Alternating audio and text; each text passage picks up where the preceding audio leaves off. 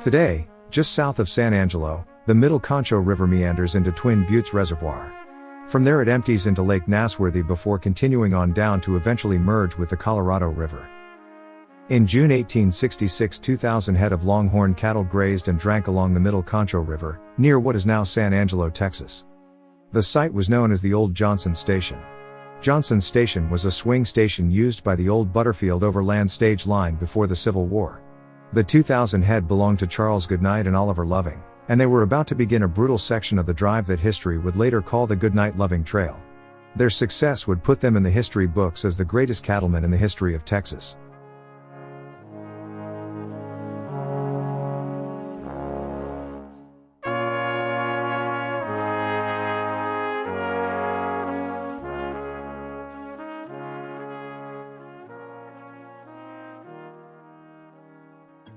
Making it to the Middle Concho was the easy part, and they knew it. The first 30 miles were not too bad since they could follow the river.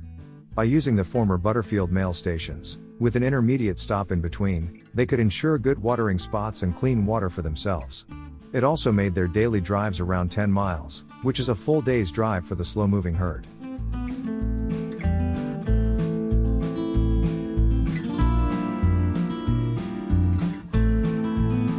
But then they reached the headwaters and the drive needed to keep heading west. The next water was 75 miles at the Pecos River, but they had to cross the desolate, waterless landscape. They stayed for a day to let the cattle drink as much as they could hold before heading west. The goal was Horsehead crossing on the Pecos River. The Pecos River has few crossing points for animals. The Comanche first found this crossing as they made their raids to steal horses in Mexico. As they drove the horses back, they would become so thirsty they would actually kill themselves drinking too much of the briny water or get stuck in the quicksand, leaving the area littered with horse carcasses. Later the skulls were placed among the mesquite trees, giving it its name.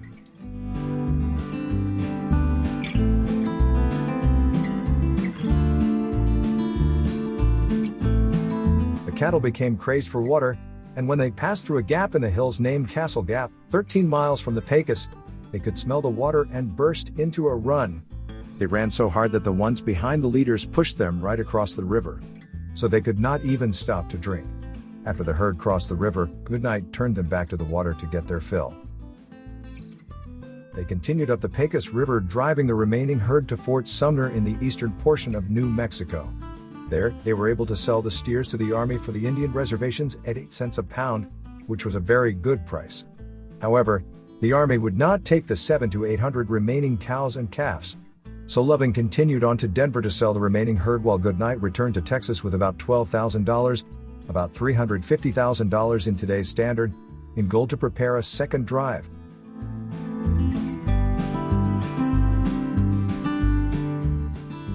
The second drive went better than the first. Goodnight learned from their initial experiences and lost very few on the second trip across to the Pecos. They met back up in New Mexico and wintered just outside of Fort Sumner, selling off the cattle to the Army in small groups each month. However, word had gotten out about their success and more drives began following the Goodnight-Loving Trail. This also got the attention of the Comanche and Apache. Indian raids started to become a regular occurrence on the trail, especially near the headwaters of the Middle Concho and near Horsehead Crossing. Many drovers lost their entire herds to the Indians, and some lost their lives.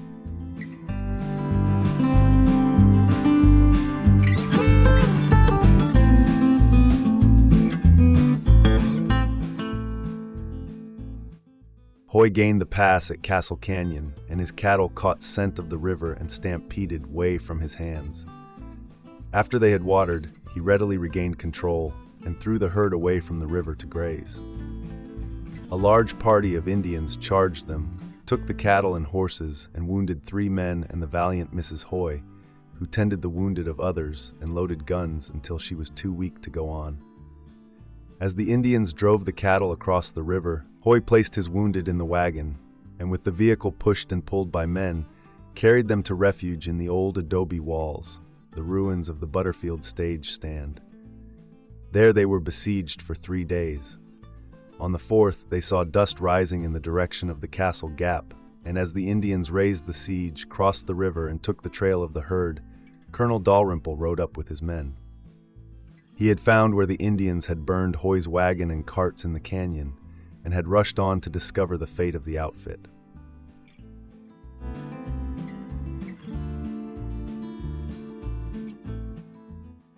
Before the Indians reached us, my father put the children and myself in the wagon and told us to drive down in a gully while they prepared to fight. Mother loaded the guns for the 12 men, while the Indians made an attack on us.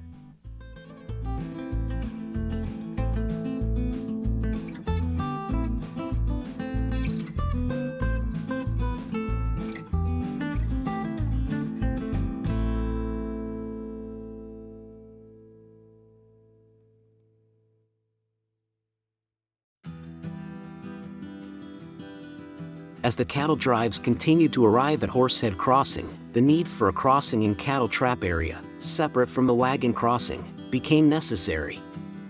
A trace can be seen where the cattle were deviated to a separate crossing area, and into a bend on the west side where they could water and rest.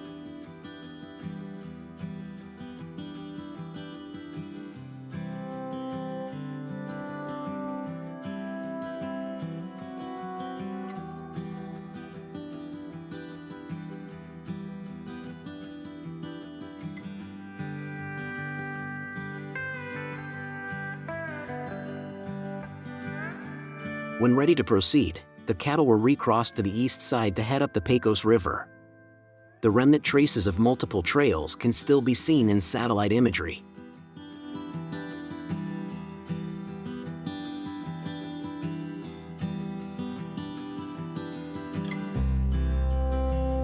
All the cattle drives made their way up the Pecos on the east side until they reached Pope's Crossing, just below the New Mexico line.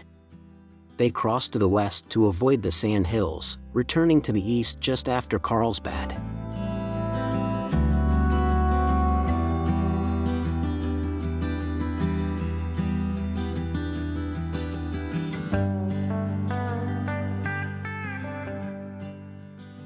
You can see through satellite imagery why they chose the east side. The west side has been badly damaged by heavy alkali salinity, whereas the east side provided some grass for the cattle.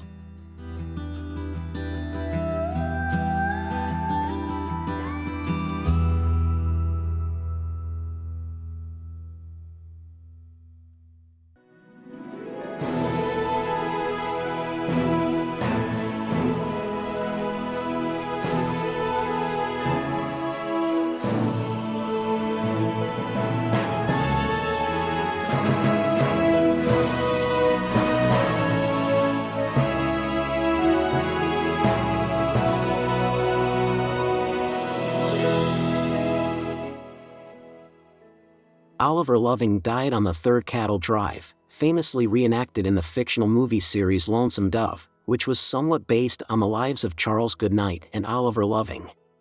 Subsequent trail drives by Goodnight made it all the way up to Colorado and Wyoming and helped start ranches in the new Western Territories. Goodnight continued to carry Loving as a partner in the business for the next 2 years, sending half the proceeds to Loving's family.